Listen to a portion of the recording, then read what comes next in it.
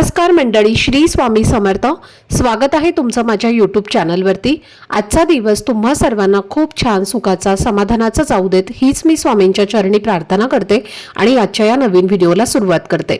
पण त्या अगोदर तुम्ही माझ्या चॅनलवरती जर नवीन असाल तर चॅनलला पण लगेच सबस्क्राईब करा आणि कमेंटमध्ये श्री स्वामी समर्थ लिहायला अजिबात विसरू. उद्या 26 मार्च गुरुवारचा पवित्र दिवस आहे आणि या दिवशी आपण श्रीरामनवमी साजरी करणार आहोत. हा तोच दिवस आहे ज्या दिवशी प्रभू श्रीरामांचा जन्म झाला होता आणि हा जन्म उत्सव साजरा करण्यामागचं खरं कारण म्हणजे त्यांच्या आयुष्यातून प्रेरणा घेऊन आपण आपल्या आयुष्यातही चांगुलपणा, सत्य आणि कर्तव्य यांचा मार्ग स्वीकारावा आणि आपल्या कर्तृत्वाने आपल्या जीवनात एक छोटंसं रामराज्य उभं करावं. त्यामुळे हा दिवस म्हणजे सकारात्मकतेची एक नवी सुरुवात मानली जाते. प्रभू श्रीराम हे भगवान विष्णूंचे अवतार मानले जातात आणि त्यांचं आयुष्य पाहिलं तर ते आपल्याला खूप मोठा धडा देतं. कारण अयोध्येचा राजा दशरथांच्या पोटी जन्म घेऊनही त्यांना 14 वर्षांचा वनवास भोगावा लागला. त्यानंतर वडिलांचा मृत्यू, पत्नीचा विरह आणि अनेक संकटांचा सामना त्यांनी शांतपणे आणि धैर्याने केला. म्हणजेच सामान्य माणसाच्या आयुष्यात येणाऱ्या जवळजवळ प्रत्येक दुःखाचा अनुभव त्यांनी घेतला, पण तरीही त्यांनी कधीही आपला धर्म आणि कर्तव्य सोडलं नाही आणि म्हणूनच ते मर्यादा पुरुषोत्तम म्हणूनही ओळखले जातात. आपणही त्यांच्या आयुष्यातून हेच शिकायला हवं की परिस्थिती कितीही कठीण असली तरी आपण खंबीर राहून त्याचा सामना करायला हवा आणि म्हणूनच अनेक संत आणि ऋषी प्रभू श्रीरामांची भक्ती करण्याचा सल्ला देतात. तसेच श्रीराम रक्षा स्तोत्राचं महत्वही खूप सांगितलं जातं, कारण ते मनाला शांतता देतं, वाणी सुधारतं आणि आपल्या आयुष्यात सकारात्मक ऊर्जा निर्माण करतं.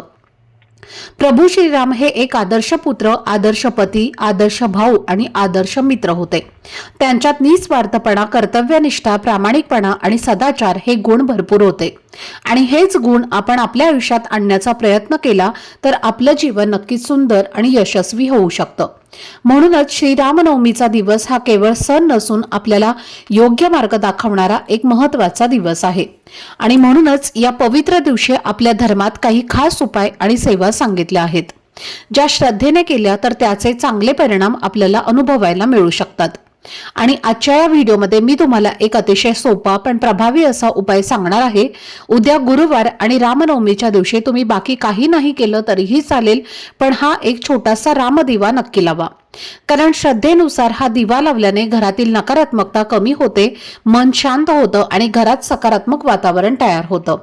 हा रामदिवा नेमका कुठे लावायचा, कोणत्या वेळेला लावायचा आणि तो कसा लावायचा याची संपूर्ण माहिती आजच्या व्हिडिओमध्ये मी तुमच्यासोबत शेअर करणार आहे. त्यामुळे व्हिडिओ हा स्किप न करता शेवटपर्यंत नक्की पहा, जेणेकरून तुमच्यापर्यंत योग्य ती माहिती पोहोचेल. आणि तुम्ही माझ्या चॅनलवरती जर नवीन असाल तर चॅनलला पण लगेच सबस्क्राईब करा आणि बेल आयकॉनला पण प्रेस करा, म्हणजे मी जेव्हा कधीही नवीन व्हिडिओज अपलोड करेन त्याचं नोटिफिकेशन सर्वात आधी तुम्हाला मिळेल आणि तुमचा एकही व्हिडिओ हा मिस होणार नाही. तसेच हाई बटनवर सुद्धा क्लिक करा. तर आजच्या या व्हिडिओमध्ये मी तुम्हाला जो उपाय सांगणार आहे तर तो तुम्हाला उद्या गुरुवारी श्रीरामनवमीच्या दिवशी करायचा आहे आणि हा उपाय अगदी सोपा असून श्रद्धेने केला तर त्याचा चांगला अनुभव तुम्हाला नक्कीच येऊ शकतो. त्यामुळे हा उपाय तुम्ही अगदी विश्वासाने करा. आता हा उपाय नेमका कोणत्या वेळेत करायचा हे आपण आता समजून घेऊयात. तर उद्या 26 मार्चला नवमी तिथी सकाळी 11:49 सुरू होते. त्यामुळे तुम्ही हा दिवा त्यानंतरच लावायचा आहे आणि तुम्हाला हवं असेल तर दुपारी रामजन्माच्या वेळेत म्हणजे साधारण 12 वाजण्याच्या सुमारासही हा दिवा तुम्ही लावू शकता किंवा संध्याकाळी सुद्धा तुम्ही हा दिवा लावला तरीही चालेल. महत्वाचं म्हणजे वेळेपेक्षा तुमचा विश्वास आणि भावना या जास्त महत्वाच्या आहेत. उद्या तुम्हाला बाकी काही करायला वेळ नाही मिळाला तरीही चालेल, पण हा एक छोटासा दिवा नक्की लावा.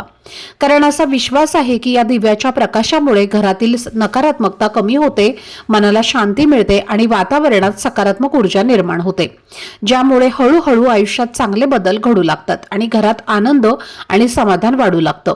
आपल्या परंपरेमध्ये दिव्याला खूप पवित्र मानलं जातं, कारण तो अंधार दूर करून प्रकाश देतो आणि याच प्रकाशाला ज्ञान, शांती आणि समृद्धीचं प्रतीक मानलं जातं. म्हणूनच कोणत्याही शुभ कामात दिवा लावण्याची प्रथा आहे. आणि रामनवमी सारख्या पवित्र दिवशी दिवा लावल्याने त्याचं महत्त्व आणखी वाढतं असं मानलं जातं। या दिवशी दिवा लावल्याने मनातील इच्छा पूर्ण होण्यासाठी सकारात्मकता मिळते, घरातील तणाव आणि वाद कमी होण्यास मदत होते आणि कुटुंबामध्ये एकोपाही वाढतो। तसेच आयुष्यात येणाऱ्या अडचणींना सामोरं जाण्याची मानसिक ताकद मिळते। म्हणून हा उपाय केवळ धार्मिक नसून मनाला स्थिर आणि शांत ठेवण्याचा एक सुंदर असा मार्ग आहे। जर तुमच्या आयुष्यात काही अडचणी सुरू असतील, कामांमध्ये अडथळे येत असतील किंवा मनासारखं काहीच घडत नसेल, तर अशा वेळी हा छोटासा उपाय तुम्हाला सकारात्मक विचार देऊ शकतो आणि पुन्हा नव्या आशेने पुढे जाण्याची ताकद देऊ शकतो। म्हणून हा उपाय श्रद्धेने करणं महत्त्वाचं आहे। हा उपाय करण्यापूर्वी उद्या सकाळी लवकर उठून स्वच्छ स्नान करायचं आहे आणि अंघोळीच्या पाण्यात थोडीशी हळद टाकायची आहे। त्यामुळे अधिक ते शुभ मानलं जातं, कारण त्यामुळे शरीर आणि मन दोन्ही शुद्ध आणि प्रसन्न होतं। त्यानंतर स्वच्छ कपडे घालून देवघरात जाऊन शांतपणे देवांची पूजा करायची आहे। जर तुमच्या घरी प्रभू श्रीरामांची मूर्ती असेल तर तिच्यावरती अभिषेक करा, फोटो असेल तर तो स्वच्छ पुसून घ्या आणि जर रामाची मूर्ती किंवा फोटो नसेल तरी काही हरकत नाही, कारण बाळकृष्णाची मूर्ती सुद्धा आपण पूजेसाठी वापरू शकतो, कारण तेही भगवान विष्णूंचंच एक रूप आहे। त्यामुळे श्रद्धा सर्वात महत्त्वाची आहे।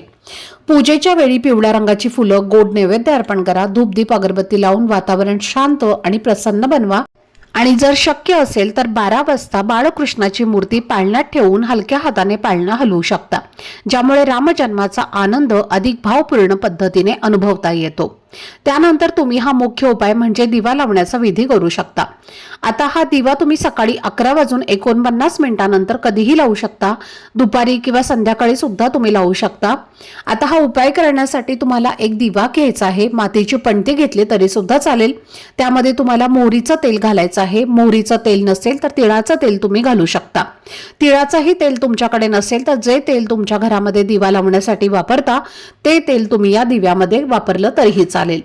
त्यानंतर या दिव्यामध्ये आपल्याला 2 वातींची मिळून एक जोडवात तुम्हाला घालायची आहे आणि वात करताना त्या वातीला थोडंसं हळदी कुंकू लावून लाल पिवळी तुम्हाला करायची आहे। पूर्ण पांढरी वात तुम्हाला त्या दिव्यामध्ये लावायची नाही। त्यानंतर काय करायचं आहे, हा दिवा घ्यायचा आहे, त्यासोबतच तुम्हाला एक डाळिंबाचं फळ जे असतं तर डाळिंबाचं फळ घ्यायचं आहे आणि सोबतच तुम्हाला एक विड्याचं पान घ्यायचं आहे आणि या तिन्ही वस्तू घेऊन तुम्हाला हनुमानांच्या मंदिरात जायचं आहे। प्रत्येक गावामध्ये हनुमानांचं मंदिर हे असतंच आणि असं एकही गाव नसेल की जिथे हनुमानांचं मंदिर नाही। हनुमानांचं मंदिर म्हणजे तुम्हाला मारुतीच्या मंदिरात जायचं आहे। तिथे जाऊन सर्वप्रथम हा दिवा तुम्हाला हनुमानांसमोर प्रज्वलित करायचा आहे। त्यानंतर हे जे विड्याचं पान आहे तर या पानावर तुम्हाला डाळिंबाचं फळ ठेवायचं आहे आणि या दोन्ही वस्तू ज्या आहेत तर त्या तुम्हाला हनुमानांच्या चरणी अर्पण करायच्या आहेत। त्यानंतर दोन्ही हात जोडून तुम्हाला श्रीरामांचं, हनुमानांचं नामस्मरण करायचं आहे आणि तिथेच मंदिरामध्ये बसून तुम्हाला एक वेळेला हनुमान चालीसेचं पठण करायचं आहे आणि एक वेळेला रामरक्षा स्तोत्राचं पठण करायचं आहे। त्यानंतर दोन्ही हात जोडून तुम्हाला भगवान हनुमानांना आपल्या आयुष्यातील सर्व संकट, अडचणी, दुःख दूर होण्यासाठी, सर्व इच्छा मनोकामना पूर्ण होण्यासाठी मनोभावे प्रार्थना करायची आहे आणि हा उपाय करून तुम्हाला घरी यायचं आहे आणि अशा पद्धतीने हा एक रामदिवा जो आहे तर तो आपल्याला हनुमानांच्या चरणी आवर्जून लावायचा आहे। प्रभू श्रीरामाचे परमभक्त हे हनुमान आहेत आणि ते अतिशय बलवान आणि शूर होते, तसेच ते भक्तिनिष्ठ, त्याग आणि यांचं प्रतीक देखील आहेत। हनुमानांना संकटमोचक, धैर्यवान आणि सर्व भक्तांचे रक्षण करणारे म्हणून सुद्धा ओळखलं जातं आणि म्हणून रामनवमीच्या दिवशी जो व्यक्ती हनुमानांच्या समोर असा दिवा लावतो त्या भक्ताला प्रत्येक संकटातून भगवान हनुमान बाहेर काढतात आणि त्या भक्तांच्या सर्व इच्छा मनोकामना पूर्ण करतात। आता जर तुमच्या घरापासून हनुमानांचं मंदिर हे खूप लांब आहे, तिथे जाऊन तुम्हाला हा दिवा लावणं शक्यच नसेल तर अशा वेळी काय करायचं आहे तर असाच दिवा तुम्हाला तुमच्या घरामध्ये प्रभू श्रीरामांचा फोटो असेल, बाळकृष्णांचा मूर्ती असेल तर त्यांच्या समोर तुम्ही हा दिवा लावायचा आहे आणि हे जे विड्याचं पान आणि डाळिंबाचं फळ आहे तर ते सुद्धा तुम्हाला तिथेच अर्पण करायचं आहे। पण मी सांगेल, जर तुम्हाला खरोखर तुमच्या आयुष्यात अडचणी असतील तर त्या अडचणींचं निवारण व्हावं असं तुम्हाला वाटत असेल तर हा उपाय तुम्ही हनुमानांच्या मंदिरामध्ये जाऊनच करण्याचा जास्तीत जास्त प्रयत्न करा। त्याचबरोबर तुम्हाला तुमच्या घरामध्ये जे लहान मुलं आहेत तर त्यांच्याकडनं मुलांकडनं तुम्हाला रामरक्षा स्तोत्राचे आहे तर ते उद्या वाचून घ्यायचं आहे। ज्या मुलांना वाचता लिहिता येतं त्यांच्याकडून तुम्ही वाचून घेऊ शकता किंवा तुम्ही वाचलं आणि मुलांनी ऐकलं तरी सुद्धा चालेल। रामरक्षा स्तोत्र हे प्रभू श्रीरामांची अतिशय उच्च कोटीची सेवा आहे आणि ही सेवा केल्याने आपल्या घरातील सर्व समस्या दूर होतात आणि त्यांचा शुभ आशीर्वाद आपल्याला प्राप्त होतो। तर ही अत्यंत महत्त्वाची माहिती मला तुमच्यासोबत शेअर करायची होती। आजचा हा व्हिडिओ जर तुम्हाला आवडला असेल, माहितीपूर्ण वाटला असेल तर व्हिडिओला लाईक, शेअर आणि चॅनलला सबस्क्राईब नक्की करा।